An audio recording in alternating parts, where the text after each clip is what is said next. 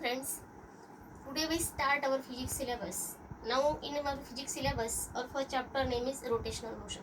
So first we see that the what can we study in this chapter. So in this chapter we study the motion of particles. So we know that there are two types of motion of particle. First one is the linear motion, second is the circular motion, or circular motion also is known as the rotational motion. So first we study about the linear motion. So if we consider that if the any particle goes from point A to point B in this way, so this actual path traveled by the particle is called distance, and if we go straight line from point A to B, which is the minimum distance between initial and final position, this distance is known as displacement. It is a distance. So in with this we see that in actual path travel we can't observe direction. So distance is the scalar quantity because it has only a magnitude, but displacement has magnitude as well as direction. So displacement is a vector quantity. So in case of linear motion we study some terms such as a linear speed, linear velocity and linear acceleration. So first we see that what is a linear speed. So if we take the distance or a ratio of distance upon time, then this ratio is known as linear speed. Now the ratio of displacement upon time is called as a linear velocity. Here we see that as a displacement is vector quantity, so velocity is also vector quantity. That is, velocity also have magnitude as well as direction. Now from velocity and time we can find acceleration of the particle. In case of linear motion, this acceleration is known as a linear acceleration. So linear acceleration is called the ratio of change in velocity to change in time. Here also velocity is a vector quantity, so we can say that acceleration also vector quantity. So in case of linear motion we see these three terms. Same as in circular motion we can see the three terms. So what is circular motion? If the particle performing or particle traveling along the circumference of circle, then this motion of particle is known as a circular motion. But in case of circular motion, when particle goes from position A to position B, it does not travel some distance, so it's having a displacement, and this displacement is denoted by some angle. So here theta. So angle theta is known as a angular displacement, and here angular displacement is denoted by the angle. So angular displacement is measured in terms of the radian. Here displacement is taken in some path. So here displacement or distance is measured in meter, but here the angular displacement is measured in terms of the angle theta. Now as same linear velocity, here we can see that here it is a angular velocity. So what is angular velocity? So here we can see that the ratio of displacement upon time or linear displacement upon time is called the linear velocity. Same as in a circular motion we can see that the ratio of angular displacement upon time is known as the angular velocity. Velocity is nothing but the ratio of displacement upon time, but in case of circular motion displacement is a angular displacement. That's why our ratio is the angular displacement upon time. So here omega is angular velocity. Here we see that the linear velocity is denoted by v, but angular velocity is denoted by omega. Now as we see, the SI unit of displacement is radian. That is, angle is measured in terms of radians. That's why angular displacement is measured in terms of radian. So as the ratio of displacement upon time, so SI unit of angular velocity is radian per second. Now same in linear motion we see that the linear acceleration, which is known as the rate of change of velocity with respect to time. Here v is nothing but the linear velocity. So same as in circular motion we can see that the rate of change of angular velocity with respect to time is called angular acceleration. Here we see that the angular acceleration is denoted by alpha. So in both the terms or both the motions, some terms are same. So here displacement is denoted by, or linear displacement is denoted by S, linear velocity is denoted by V, and linear acceleration is denoted by A. We can see that as the linear displacement is straight line, that's why its SI unit is meter. So SI unit of SI unit of linear velocity is meter per second, and SI unit of linear acceleration is meter per second square. But here we can see that as the angular displacement is measured in terms of radian, that's why SI unit of displacement, angular displacement is radian.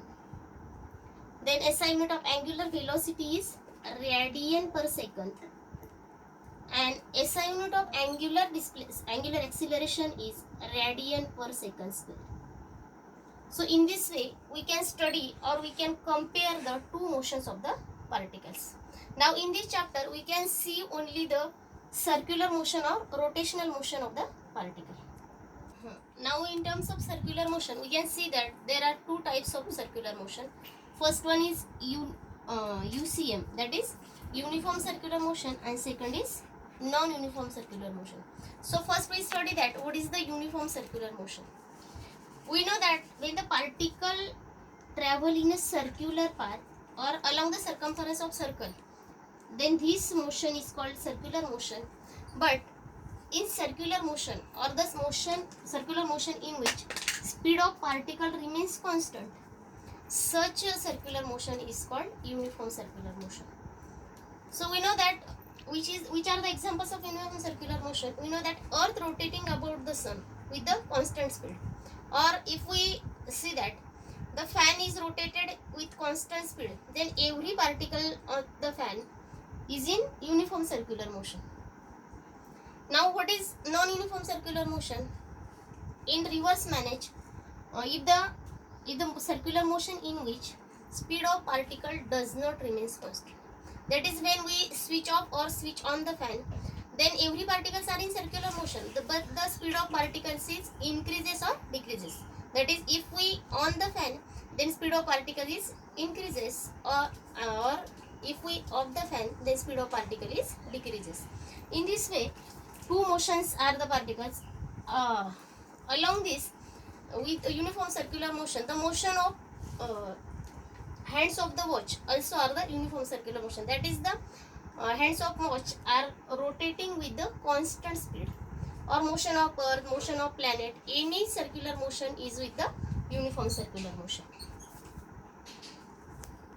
Now we see that when the particle performing in circular motion, there is this accelerated motion. That is, at every point speed of particle is changing. That is, here velocity of particle is here it is the velocity of particle. So when it is the accelerated motion, then the acceleration in circular motion is called a radial acceleration. So as a body is revolving in motion or revolving in a circular motion, then a force acting on it, and there is the two types of forces acting on the body when body performing in a circular motion. So which are two types of forces? The first one is centripetal force,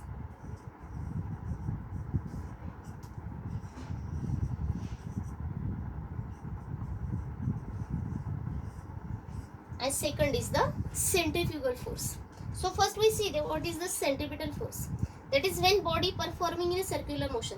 That is, if we take any circular object or any body moving in a circular motion, then we can see that there is the force, one type of force is acting on it, which is along the radius and directed away from the center.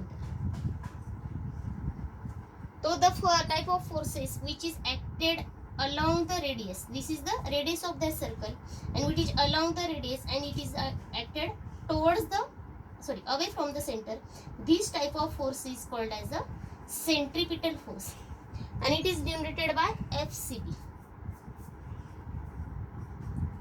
And its equation is, we know that according to Newton's first law, force is equal to mass into acceleration, but acceleration is rate of change of velocity with respect to time. Therefore F equal to mass dv upon dt. So the centripetal force is acted on a circular motion of the particle which is along the radius and towards the center. Now second type of force is a centrifugal force. So what is centrifugal force? We know the centrifuge machine, or if we sit in the merry-go-round, so we can feel that we are pushed towards the upward direction. This type of force is called as a centrifugal force.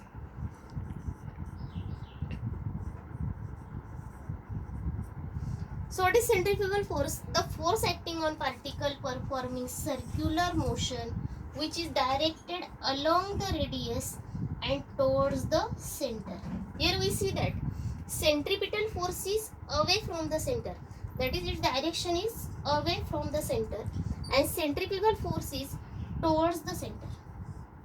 So this is the difference between centripetal and centrifugal force.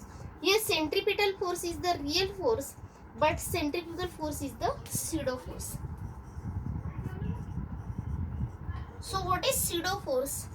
The force which can act on the particle but which does not observe by the person or that body, which can revolve in the circular motion. So this type of force, that is centrifugal force, is a pseudo force and centripetal force is a real force. So centripetal force can be written as FCP equal to mv square upon r, and the centrifugal force